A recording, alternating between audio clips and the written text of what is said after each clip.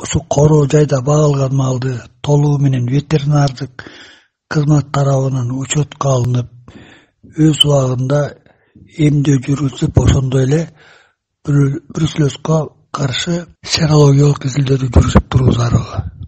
Эгерде кандайдыр бир малдын арасында бруцеллез оорусуна оң натыйжа берген убакта, ал малды сөзсүз түрдө өзүнчө бөлүп, 20 күн аралыгында мынча айтканда союп жок кылуу зарыл.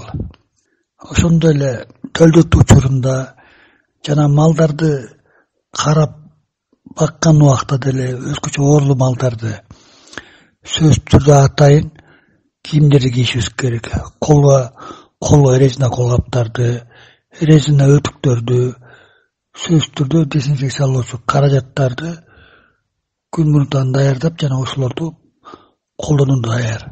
Дуутка ушу жаш балдарды, ошондой эле боюнда бар жаш келиндерди аралаштырууга эч кандай көрсөтмө болбош керек. Анткени бул өтө коркунучтуу.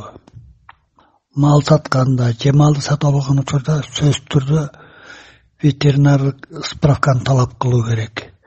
Мал эмдилгенби жана текшерүүдөн өткөнбү, ошого карап гана сатып алса болот же сатса болот.